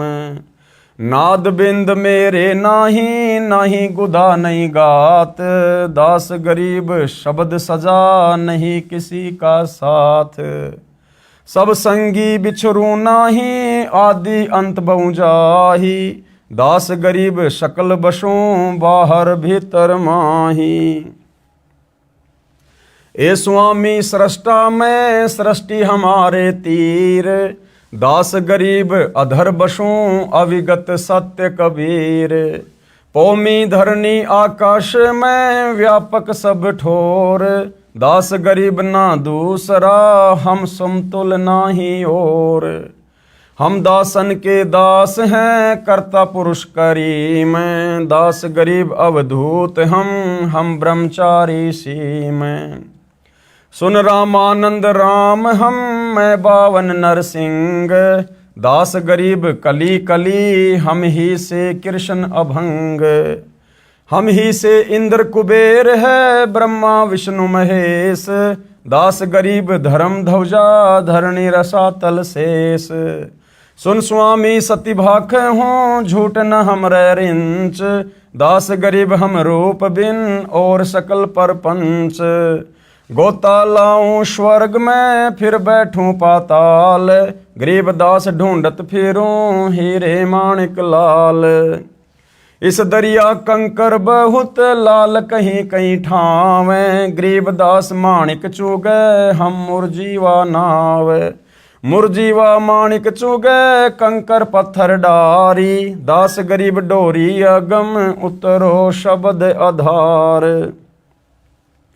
स्वामी रामानंद जी ने कहा, अरे कुजात अर्थात शूद्र, छोटा मुंह बड़ी बात, तू अपने आप को परमात्मा कहता है। तेरा शरीर हाड़ मांस व रक्त निर्मित है। तू अपने आप को अविनाशी परमात्मा कहता है। तेरा जुलाहे के घर जन्म है, फिर भी अपने आप को अजन्मा अविनाशी कहता है। तू कपटी बालक है। परमेश्वर कबीर जी ने कहा, ना मैं जन्मूं ना मैं रू, जो मैं आऊं त्यों जाऊं। गरीब दास सतगुरु भेद से, लखो हमारा ठाव। सुन रामानंद राम में, मुझसे ही बावन नरसिंह। दास गरीब युग युग हमसे ही हुए कृष्ण अभंग। कबीर जी ने उत्तर दिया, हे रामानंद जी, मैं न तो जन्म लेता हूं न मृत्यु को प्राप्त होता हूं। मैं 84 लाख प्राणियों के शरीरों में आने यानी जन्म लेने व जाने यानी मृत्यु होने के चक्कर से भी रहित हूं। और मेरी विशेष जानकारी किसी तत्वदर्शी संत सतगुरु से ज्ञान को सुनकर प्राप्त करो। गीता अध्याय 4 श्लोक 34 तथा यजुर्वेद अध्याय 40 मंत्र 10 व 13 में वेद ज्ञान दाता स्वयं कह रहा है कि उस पूर्ण परमात्मा के तत्व यानी वास्तविक ज्ञान से मैं अपरिचित हूं। उस तत्व ज्ञान को तत्वदर्शी संतों से सुनो, उन्हें दंडोत प्रणाम करो। अति विनम्र भाव से परमात्मा के पूर्ण मोक्ष मार्ग के विषय में ज्ञान प्राप्त करो। जैसी भक्ति विधि से तत्वदृष्टा संत बताए वैसी साधना करो। गीता अध्याय 15 श्लोक 17 में लिखा है कि श्लोक 16 में जिन दो पुरुषों यानी भगवानों, एक क्षर पुरुष अर्थात काल ब्रह्म तथा दूसरा अक्षर पुरुष अर्थात परब्रह्म का उल्लेख है, वास्तव में अविनाशी परमेश्वर तथा सर्व का पालन पोषण व धारण करने वाला परमात्मा तो उन उपरोक्त दोनों से अन्य ही है। हे स्वामी रामानंद जी, वह उत्तम पुरुष अर्थात सर्वश्रेष्ठ प्रभु मैं ही हूं। इस बात को सुनकर स्वामी रामानंद जी बहुत नाराज हो गए तथा कहा कि रे बालक, तू निम्न जाति का और छोटा मुंह बड़ी बात कर रहा है। तू अपने आप भगवान बन बैठा, बुरी गालियां भी दी। कबीर साहिब बोले कि गुरुदेव, आप मेरे गुरुजी हैं, आप मुझे गाली दे रहे हो तो भी मुझे आनंद आ रहा है, लेकिन मैं जो आपको कह रहा हूं, मैं ज्यों का त्यों पूर्ण ब्रह्म ही हूं, इसमें कोई संशय नहीं है। इस बात को सुनकर रामानंद जी ने कहा कि ठहर जा, तेरी तो लंबी कहानी बनेगी, तू ऐसे नहीं मानेगा, मैं पहले अपनी पूजा कर लेता हूं। रामानंद जी ने कहा कि इसको बैठाओ, मैं पहले अपनी कुछ क्रिया रहती है वह कर लेता हूं, बाद में इससे निपटूंगा। अब चारों वेदों को पढ़ने वाले विद्वान समझे जाने वाले स्वामी रामानंद जी क्या भक्ति क्रिया किया करते थे। भगवान विष्णु जी की एक काल्पनिक मूर्ति बनाते थे। मन में कल्पना करते थे कि सामने विष्णु जी की मूर्ति रखी है। सामने मूर्ति दिखाई देने लग जाती थी। जैसे कर्मकांड करते हैं, भगवान की मूर्ति के पहले वाले सारे कपड़े उतार कर उसको जल से स्नान करवा कर फिर साफ सुथरे कपड़े भगवान ठाकुर को पहना कर गले में माला डालकर तिलक लगाकर मुकुट रख देते हैं। रामानंद जी कल्पना कर रहे थे। कल्पना करके भगवान की काल्पनिक मूर्ति बनाई। श्रद्धा से जैसे नंगे पैरों जाकर आप ही गंगा जल लाए हों, ऐसी अपनी भावना बनाकर ठाकुर जी की मूर्ति के कपड़े उतारे, फिर स्नान करवाया तथा नए वस्त्र पहना दिए, तिलक लगा दिया, मुकुट रख दिया और माला यानी कंठी डालनी भूल गए। कंठी न डाले तो पूजा अधूरी और मुकुट रख दिया तो उस दिन मुकुट उतारा नहीं जा सकता। उस दिन मुकुट उतार दे तो पूजा खंडित। स्वामी रामानंद जी अपने आप को कोस रहे हैं कि इतना जीवन हो गया मेरा, कभी भी ऐसी गलती जिंदगी में नहीं हुई थी। प्रभु, आज मुझ पापी से क्या गलती हुई है। यदि मुकुट उतारूं तो पूजा खंडित। उसने सोचा कि मुकुट के ऊपर से कंठी माला डालकर देखता हूं। यानी वो कल्पना कर रहे थे अपने मन ही मन में, सामने ना कोई मूर्ति है, ना कोई मुकुट है, ना कोई माला है, ऊपर से उन्होंने पर्दा भी लगा रखा था ताकि बाहर से कोई देख ना ले। कल्पना से कह रहे हैं, कोई सामने मूर्ति नहीं है और पर्दा लगा है। कबीर साहब दूसरी ओर बैठे हैं, मुकुट में माला फंस गई, आगे नहीं जा रही थी, जैसे सौपन देख रहे हों। रामानंद जी ने सोचा अब क्या करूं, हे भगवान आज तो मेरा सारा दिन ही व्यर्थ गया, आज की मेरी भक्ति कमाई व्यर्थ गई। क्योंकि जिसको परमात्मा की कसक होती है उसका एक नित्य नियम भी रह जाए तो उसको दर्द बहुत होता है। जैसे इंसान की जेब कट जाए और फिर बहुत पश्चाताप करता है। प्रभु के सच्चे भक्तों को इतनी लगन होती है। इतने में बालक रूपधारी कबीर परमेश्वर जी ने कहा कि स्वामी जी माला की घुंडी खोलो और माला गले में डाल दो। इतने में बाहर बैठे हुए कबीर परमेश्वर जी ने कहा कि पंडित जी इस माला की गांठ खोल लो, जो माला आपकी इन कल्पनाओं में मुकुट में अटक गई है ना, उसकी गांठ खोल लो। गांठ खोल के गले में डाल के गांठ मार दो, मुकुट भी नहीं उतारना पड़ेगा और आपकी पूजा भी खंडित नहीं होगी। इतने में बालक रूपधारी कबीर परमेश्वर जी ने कहा कि स्वामी जी माला की घुंडी खोलो और माला गले में डाल दो, फिर गांठ लगा दो, मुकुट उतारना नहीं पड़ेगा। रामानंद जी काहे का मुकुट उतारे था, काहे की गांठ खोले था। कुटिया के सामने लगा पर्दा भी स्वामी रामानंद जी ने अपने हाथ से फेंक दिया और ब्राह्मण समाज के सामने उस कबीर परमेश्वर को सीने से लगा लिया। रामानंद जी ने कहा कि हे भगवान आपका तो इतना कोमल शरीर है जैसे रुई हो। जब पंडित रामानंद जी ने कबीर परमेश्वर जी को सीने से लगाया तो परमात्मा का ऐसा कोमल शरीर था जैसे रुई, फोम। आपके शरीर की तुलना में मेरा तो पत्थर जैसा शरीर है। एक तरफ तो प्रभु खड़े हैं और एक तरफ जाति व धर्म की दीवार यानी वो जनता खड़ी है। प्रभु चाहने वाली आत्माएं धर्म की बनावटी दीवार को तोड़ना श्रेयकर समझते हैं। वैसा ही स्वामी रामानंद जी ने किया। सामने पूर्ण परमात्मा को पाकर न जाति देखी, न धर्म देखा, न छुआछात, केवल आत्म कल्याण देखा। इसे ब्राह्मण कहते हैं, विद्वान कहते हैं। बोलत रामानंद जी हम गड़बड़ा सुकाल, गरीब दास पूजा करे मुकुट फही जदमाल। सेवा करो संभाल कर सुन स्वामी सुरज्ञान, गरीब दास सिर मुकुट धर माला अटकी जान। स्वामी गुंडी खोल कर फिर माला गलडार, और गरीब दास इस भजन को जानत है करतार। मन की कल्पनाओं को केवल परमात्मा ही जान सकता है। ड्योढ़ी पर्दा दूर कर लिया कंठ लगाए, गरीब दास गुजरी बहुत बदने बदन मिलाए। मन की पूजा तुम लखी मुकुट माल प्रवेश, गरीब दास गति को लख है तेरा कौन वर्ण क्या भेख है। ये तो तुम शिक्षा दई मान लई मनमोर, गरीब दास कोमल पुरुष हमरा बदन कठोर। कबीर देव द्वारा ऋषि रामानंद के आश्रम में दो रूप धारण करना। आगे कबीर परमेश्वर जी ने पंडित रामानंद जी के सामने और क्या लीला करके दिखाई। स्वामी रामानंद जी ने परमेश्वर कबीर जी से कहा कि आपने झूठ क्यों बोला। कबीर परमेश्वर जी बोले कैसा झूठ स्वामी जी। स्वामी रामानंद जी ने कहा कि आप कह रहे थे कि आपने मेरे से नाम ले रखा है, आपने मेरे से उपदेश कब लिया। बालक रूपधारी कबीर परमेश्वर जी बोले एक समय आप नहाने के लिए पंचगंगा घाट पर गए थे, मैं वहां लेटा हुआ था, आपके पैरों की खड़ाऊ मेरे सिर में लगी थी। आपने कहा था कि बेटा राम राम बोलो। रामानंद जी बोले हाँ अब कुछ याद आया, परंतु वह तो बहुत ही छोटा बच्चा था, क्योंकि उस समय 5 वर्ष की आयु के बच्चे बहुत बड़े हो जाया करते थे तथा 5 वर्ष के बच्चे के शरीर तथा 2.5 वर्ष के बच्चे के शरीर में दुगना अंतर हो जाता था। तो पंडित रामानंद जी ने कहा कि भाई वो बच्चा तो बहुत छोटा था, आप तो नहीं हो सकते। कबीर परमेश्वर जी ने कहा स्वामी जी देखो मैं ऐसा था। स्वामी रामानंद जी के सामने भी खड़े हैं और एक 2.5 वर्ष के बच्चे का दूसरा रूप बनाकर किसी भगत की वहां पर चारपाई बिछी थी उसके ऊपर विराजमान हो गए। रामानंद जी ने 6 बार तो इधर देखा, 6 बार उधर देखा, फिर आंखें मल मल कर देखा कि कहीं तेरी आंखें धोखा तो नहीं खा रही हैं। इस प्रकार देख ही रहे थे कि इतने में कबीर परमेश्वर जी का छोटे वाला रूप यानी 2.5 वर्ष के बच्चे वाला रूप हवा में उड़ा और कबीर परमेश्वर जी के बड़े 5 वर्ष वाले स्वरूप में समा गया।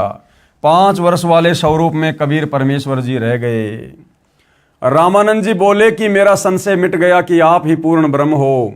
हे परमेश्वर, आपको कैसे पहचान सकते हैं? आप किस जाति में उत्पन्न तथा कैसी वेशभूषा में खड़े हो?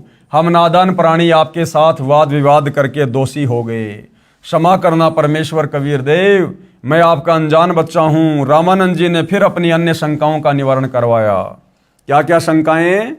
शंका नंबर 1, हे कबीर देव, मैं राम राम कोई मंत्र शिष्यों को जाप करने को नहीं देता। यदि आपने मुझसे दीक्षा ली है तो वह मंत्र बताइए जो मैं शिष्य को जाप करने को देता हूं। क्योंकि रामानंद जी जो नाम दिया करते थे वो गुप्त रखा करते थे, गुप्त। और वैसे एक दूसरे को कोडवर्ड में राम राम कहा करते थे, राम राम। तो आपस में जब राम राम कहा करते थे तो राम राम बोलने वाले समझ जाया करते थे कि भैया अपने सुमरण पे ध्यान लगाओ, जो वास्तविक मंत्र हमें गुरुदेव ने दिया है।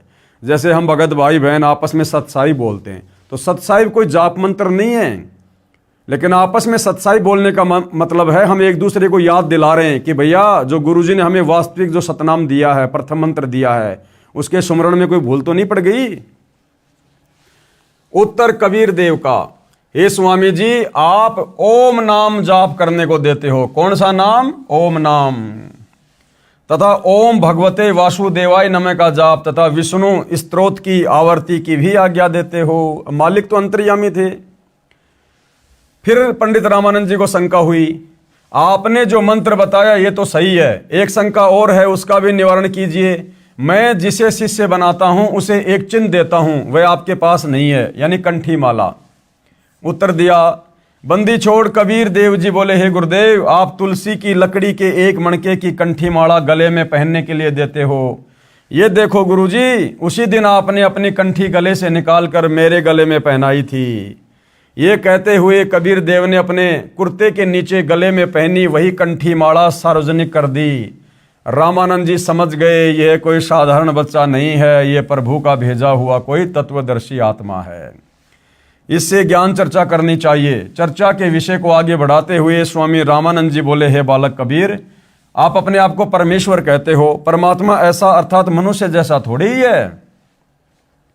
अब बताओ, पंडित रामानंद जी वेदों को पढ़ा करते थे और वेदों में सब कुछ लिखा हुआ है लेकिन नहीं समझ पाए। हे कबीर जी, उस स्थान यानी परम धाम को यदि एक बार दिखा दें तो मन शांत हो जाएगा। यदि आप अपने परम धाम सतलोक को दिखा दोगे तो मेरी आत्मा शांत हो जाएगी, मैं फिर यकीन कर लूंगा। मैं वर्षों से ध्यान योग अर्थात हठ योग करता हूं। मैं समाधिस्थ होकर आकाश में बहुत ऊपर तक सैर करके आता हूं। परमेश्वर कबीर जी ने कहा कि हे स्वामी जी, आप समाधिस्थ होइए, कि आप लगाओ अपनी समाधि। स्वामी रामानंद जी का हठ योग यानी ध्यान मेडिटेशन करना रोजाना का अभ्यास था। तुरंत ही समाधिस्थ हो गए। समाधि दशा में स्वामी जी की सुरती यानी ध्यान त्रिवेणी तक जाती थी।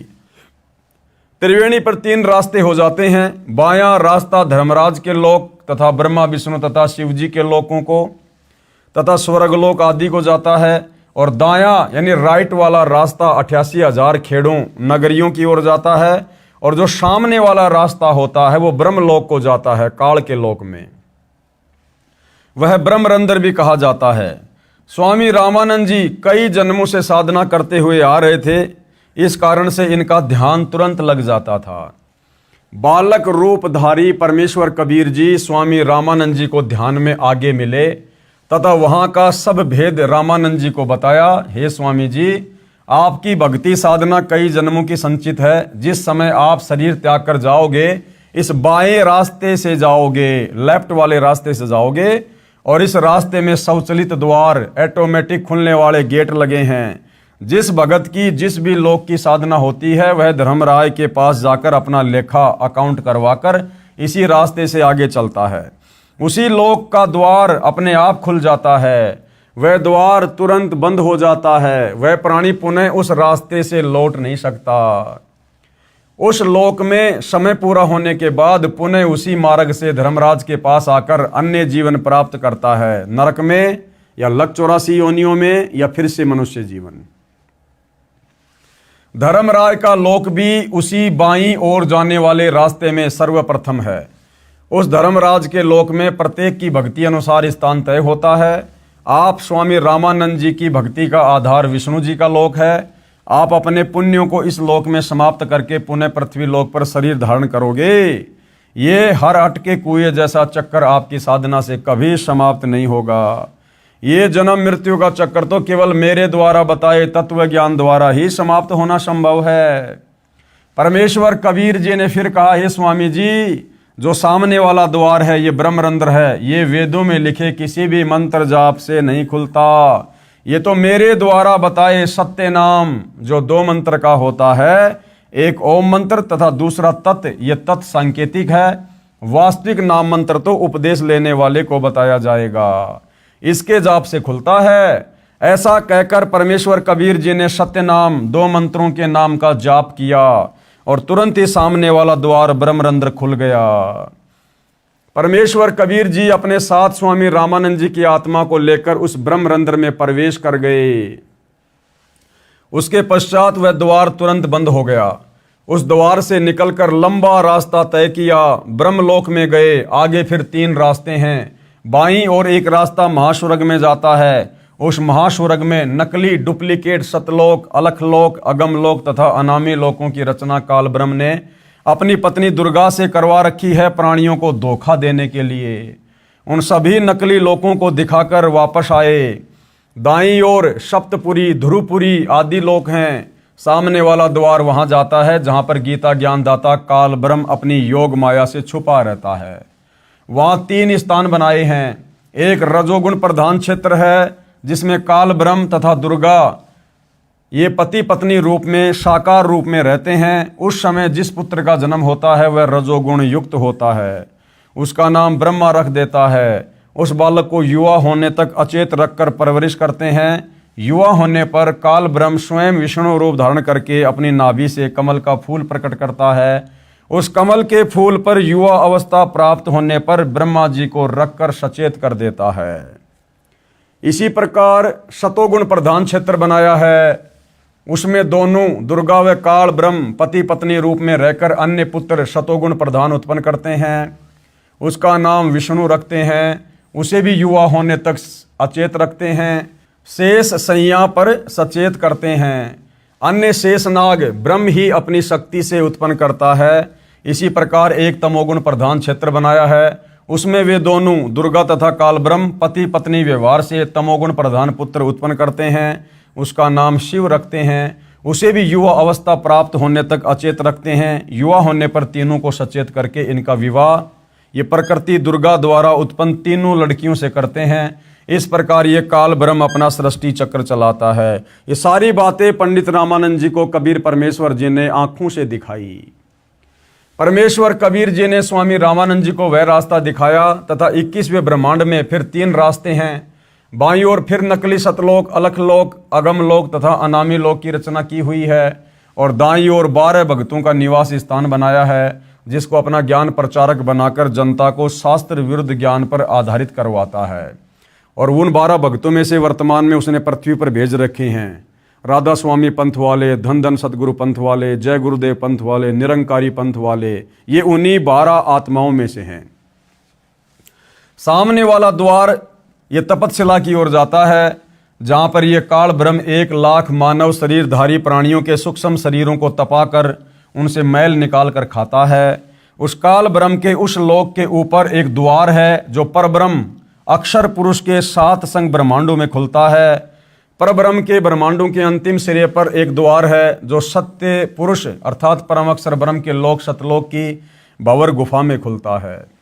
फिर आगे सतलोक है जो वास्तविक सतलोक है। सतलोक में पूर्ण परमात्मा कबीर जी अन्य तेजोमय मानव सदृश शरीर में एक गुंबज में एक ऊंचे सिंहासन पर विराजमान है। वहां सतलोक की सारी वस्तुएं तथा सतलोकवासी सफेद प्रकाश युक्त हैं। सत्य पुरुष के शरीर का प्रकाश अत्यधिक सफेद है। सत्य पुरुष के एक रोम यानी शरीर के बाल का प्रकाश 1,00,000 सूर्यों तथा इतने ही चंद्रमाओं के मिले जुले प्रकाश से भी ज्यादा है। परमेश्वर कबीर जी स्वामी रामानंद जी की आत्मा को साथ लेकर सतलोक में गए। वहाँ सर्व आत्माओं का भी मानव सदृश शरीर है, उनके शरीर का भी सफ़ेद प्रकाश है, परंतु सत्यलोक निवासियों के शरीर का प्रकाश 16 सूर्यों के प्रकाश के समान है। बालक रूपधारी कबीर देव ने अपने ही अन्य स्वरूप पर चंवर किया जो सिंहासन पर बैठा हुआ था। जो स्वरूप अत्यधिक तेजोमय था तथा सिंहासन पर एक सफ़ेद गुम्मद में विराजमान था। स्वामी रामानंद जी ने सोचा कि पूर्ण परमात्मा तो ये है जो तेजोमय शरीर युक्त है। यह बाल रूपधारी आत्मा कबीर यहाँ का अनुचर अर्थात सेवक होगा। स्वामी रामानंद जी ने इतना विचार ही किया था, उसी समय सिंहासन पर विराजमान तेजोमय शरीर युक्त परमात्मा सिंहासन छोड़कर खड़ा हो गया तथा बालक कबीर जी को सिंहासन पर बैठने के लिए प्रार्थना की। नीचे से रामानंद जी के साथ गया बालक कबीर जी उस सिंहासन पर विराजमान हो गया तथा वह तेजोमय शरीरधारी प्रभु बालक के सिर पर श्रद्धा से चंवर करने लगा। रामानंद जी ने सोचा ये परमात्मा इस बच्चे पर चंवर करने लगा, ये बालक यहाँ का नौकर सेवक नहीं हो सकता। इतने में तेजोमय शरीर वाला परमात्मा उस बालक कबीर जी के शरीर में समा गया। बालक कबीर जी का शरीर उसी प्रकार उतने ही प्रकाश युक्त हो गया जितना पहले सिंहासन पर बैठे पुरुष यानी परमेश्वर का था। इतनी लीला करके स्वामी रामानंद जी की आत्मा को वापस शरीर में भेज दिया। महर्षि रामानंद जी ने आंखें खोलकर देखा तो बालक रूपधारी परमेश्वर कबीर को सामने भी बैठा पाया। महर्षि रामानंद जी को पूर्ण विश्वास हो गया कि ये बालक कबीर जी ही परम अक्षर ब्रह्म अर्थात वासुदेव कुल का मालिक है। दोनों स्थानों पर ऊपर सतलोक में तथा नीचे पृथ्वी लोक में ये स्वयं ही लीला कर रहा है। यही परम दिव्य पुरुष अर्थात आदि पुरुष है। सतलोक में जहाँ पर यह परमात्मा मूल रूप में निवास करता है वह सनातन परम धाम है। परमेश्वर कबीर जी ने इसी प्रकार संत गरीबदास जी महाराज छुडानी हरियाणा वाले को सर्व ब्रह्मांडों को प्रत्यक्ष दिखाया था, उनका ज्ञान योग खोल दिया था तथा परमेश्वर ने गरीबदास जी महाराज को स्वामी रामानंद जी के विषय में बताया था कि किस प्रकार मैंने स्वामी जी को शरण में लिया था। महाराज गरीबदास जी ने अपनी अमृतवाणी में उल्लेख किया है, तहाँ वहाँ चित चक्रित भया देख फजल दरबार, गरीबदास सिजदा किया हम पाए दीदार। बोलत रामानंद जी सुन कबीर करतार, गरीबदास सब रूप में तुम ही बोलनहार। दहूँ ठोर है एक तू भया एक से दोए, गरीबदास हम कारणे उतरे हो मग जोए। तुम साहिब तुम संत हो तुम सतगुरु तुम हंस, गरीबदास तुम रूप बिन और न दूजा अंश। तुम स्वामी मैं बाल बुद्धि भरम कर्म किए नाश, गरीबदास निज ब्रह्म तुम हमरे दृढ़ विश्वास। सुन बे सुन से तुम परे उरे से हमरे तीर, गरीबदास सरभंग में अविगत पुरुष कबीर। कोटि कोटि सिजदा किए कोटि कोटि प्रणाम, गरीबदास अनहद अधर हम पर से तुम धाम। बोले रामानंद जी सुनो कबीर सुभान, गरीबदास मुक्ता भये उदरे पिंड और प्राण। उपरोक्त वाणी का भावार्थ, सतलोक में तथा काशी नगर में पृथ्वी पर दोनों स्थानों पर परमात्मा कबीर जी को देखकर स्वामी रामानंद जी ने कहा है, कबीर परमात्मा आप दोनों स्थानों पर लीला कर रहे हो। आप ही निज ब्रह्म अर्थात गीता अध्याय 15 श्लोक 17 में कहा है कि उत्तम पुरुष अर्थात वास्तविक परमेश्वर तो क्षर पुरुष यानी काल ब्रह्म तथा अक्षर पुरुष यानी पर ब्रह्म से अन्य ही है। वही परमात्मा कहा जाता है जो तीनों लोकों में प्रवेश करके सबका धारण पोषण करता है, वह परम अक्षर ब्रह्म आप ही हैं। आप ही की शक्ति से सर्व प्राणी गति कर रहे हैं। मैंने आपका वह सनातन परम धाम आँखों देखा है तथा वास्तविक अनहद धुन तो ऊपर सतलोक में है। ऐसा कहकर स्वामी रामानंद जी ने कबीर परमेश्वर के चरणों में कोटि कोटि प्रणाम किया तथा कहा, आप परमेश्वर हो, आप ही सतगुरु तथा आप ही तत्वदर्शी संत हो। आप ही हंस अर्थात नीर क्षीर को भिन्न भिन्न करने वाले सच्चे भगत के गुणों युक्त हो। कबीर भगत नाम से यहाँ पर प्रसिद्धि हो, वास्तव में आप परमात्मा हो, मैं आपका भगत, आप मेरे गुरु जी। 104 वर्ष का वो महात्मा स्वामी रामानंद कबीर परमेश्वर जी से कह रहा कि मैं आपका शिष्य और आप मेरे गुरु जी हो। परमेश्वर कबीर जी ने कहा, हे स्वामी जी, गुरु जी तो आप ही रहो, मैं आपका शिष्य हूं। यह गुरु परंपरा बनाए रखने के लिए अति आवश्यक है। यदि आप मेरे गुरु जी के रूप में नहीं रहोगे तो भविष्य में संत व भगत कहा करेंगे कि गुरु बनाने की क्या आवश्यकता है। क्या कहेंगे कि गुरु बनाने की कोई आवश्यकता नहीं है, सीधा ही परमात्मा से ही संपर्क करो। कबीर ने भी गुरु नहीं बनाया था। हे स्वामी जी, काल प्रेरित व्यक्ति ऐसी ऐसी बातें बनाकर श्रद्धालुओं को भक्ति की दिशा से भ्रष्ट किया करेंगे तथा काल के जाल में फांसे रखेंगे।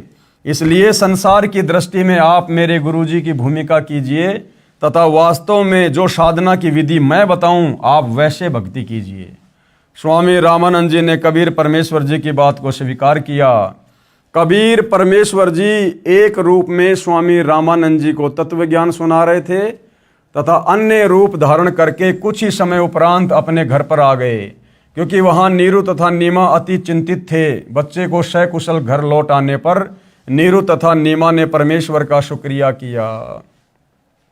यानी एक रूप में तो परमात्मा वहां पर पंडित रामानंद जी को सारे ब्रह्मांड दिखा रहे हैं और दूसरे रूप में परमात्मा वापस अपनी झोपड़ी में जाकर सो गए, क्योंकि उनके मुंह बोले माता पिता बहुत ज़्यादा चिंतित थे कि हमारे बच्चे कबीर को लेकर गए हैं, ना जाने उसके साथ में क्या क्या करेंगे। अपने बच्चे कबीर को सीने से लगाकर नीमा रोने लगी तथा बच्चे को अपने पति नीरू के पास ले गई। नीरू ने भी बच्चे कबीर से प्यार किया। नीरू ने पूछा, बेटा आपको उन ब्राह्मणों ने मारा तो नहीं? कबीर जी बोले, नहीं पिताजी, स्वामी रामानंद जी बहुत अच्छे हैं, मैंने उनको गुरु बना लिया है। उन्होंने मुझको सब ब्राह्मण समाज के समक्ष सीने से लगाकर कहा है कि ये मेरा शिष्य है। आज से मैं सर्व हिंदू समाज के सर्व जातियों के व्यक्तियों को शिष्य बनाया करूंगा।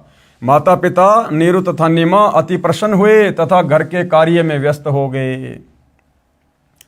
स्वामी रामानंद जी ने कहा, हे कबीर जी, हम सबकी बुद्धि पर पत्थर पड़े थे, आपने ही अज्ञान रूपी पत्थरों को हटाया है। बड़े पुण्य कर्मों से आपका दर्शन सुलभ हुआ है। ये शब्द अगम निगम बोध के पेज नंबर 38 पर लिखा है। मेरा नाम कबीरा, हूँ जगत गुरु जाहिरा, तीन लोक में यश है मेरा, त्रिकुटी है अस्ताना, 5 3 हम ही ने कीने, जाते रचा जिहाना। 5 3 यानी ये ब्रह्मा विष्णु महेश और दुर्गा और काल परमात्मा कहते हैं, इनको मैंने ही बनाया है, जिससे 21 ब्रह्मांड की सृष्टि चला रहा हूँ। गगन मंडल में बासा मेरा, यानी सतलोक में 9वें कमल परमाणा, और ब्रह्म बीज हम ही से आया, बनी जो मूर्ति नाना। ये जो ब्रह्म है 21 ब्रह्मांड का स्वामी परमात्मा कहते हैं, ये भी हमारे से उत्पन्न है। शंखों लहर मेहर की उपजय बाजे अनहद बाजा, गुप्त भेद वाही को देंगे शरण हमारी आजा। बहुबंधन से लेऊं छुड़ाई, निर्मल करूं शरीरा, सुर नर मुनि कोई भेद न पावे, पावे संत गंभीरा। वेद कतेब में भेद न पूरा, काल जाल जंजाला, कहे कबीर सुनो गुरु रामानंद, करूं अमर ज्ञान उजाला। अब विश्व की उत्पत्ति सृष्टि रचना का ज्ञान कराता हूं। क्या कह रहे हैं परमात्मा? अब विश्व की उत्पत्ति अर्थात सृष्टि रचना का ज्ञान कराता हूं, जो स्वयं परमेश्वर ने अपने द्वारा रचित जगत का ज्ञान बताया है। कृपया आगे पढ़िए। तो भाइयों और बहनों, ये पवित्र पुस्तक हिंदू साहिबान नहीं समझे गीता वेद पुराण, इसका 12वां अध्याय है और संक्षिप्त सृष्टि रचना को परमेश्वर समझा रहे हैं कि सृष्टि की रचना कैसे हुई है। ये ब्रह्मा विष्णु महेश कौन है, कहाँ से आए हैं, वास्तव में इनका जनक कौन है, ये दुर्गा और काल कहाँ से आए हैं, 21 ब्रह्मांड इस ब्रह्म को किसने दिए हैं। इस काल ब्रह्म को रोजाना 1 लाख मानव शरीरधारी प्राणियों को तपतशिला पर भून भून कर खाने का श्राप क्यों लगा है? इस काल ने ऐसा क्या किया था जो सभी आत्माओं को काल के साथ सतलोक से यहाँ भेजना पड़ा? हम जो ये कर्मदंड भोग रहे हैं इसका क्या कारण है? गधे कुत्ते सुअर बन रहे हैं, जन्म रहे, मर रहे हैं। तो भाइयों और बहनों, जब तक हम सृष्टि रचना से परिचित नहीं होंगे, यानी ये बखेड़ा क्या है, तब तक भाइयों और बहनों हमारी भक्ति में वो दृढ़ लगन नहीं लग सकती है। हम कभी भी डगमग हो सकते हैं, कोई भी हमें भ्रमित कर सकता है। तो सृष्टि रचना का ज्ञान होना अति आवश्यक है। और ये जो सृष्टि रचना है ये सतगुरु रामपाल जी ने ही अपने ही धर्मशास्त्रों से निकाल कर हमें दी है। यानी ये सतज्ञान थोड़ा थोड़ा हमारे पवित्र शास्त्रों में है, लेकिन हमारे धर्मगुरु तत्व ज्ञान के अभाव में हमें सृष्टि रचना से परिचित नहीं करवा पाए। इसलिए अब पूर्णतया सृष्टि रचना से परिचित सतगुरु रामपाल जी ने करवाया है। तो भाइयों और बहनों, सृष्टि रचना के विषय में विशेष खुलासा हम कल के एपिसोड में करेंगे गुरुदेव भगवान के आशीर्वाद से, और जानेंगे कि सृष्टि की रचना कैसे हुई है। तो आज के वीडियो में गुरुदेव भगवान के आशीर्वाद से केवल इतना ही। कल परमेश्वर की सेवा में फिर हाजिर होंगे। तब तक गुरुदेव भगवान हम सबको आज्ञा दे, आशीर्वाद दे, सद्बुद्धि दे। बंदी छोड़ सतगुरु रामपाल जी भगवान की जय हो।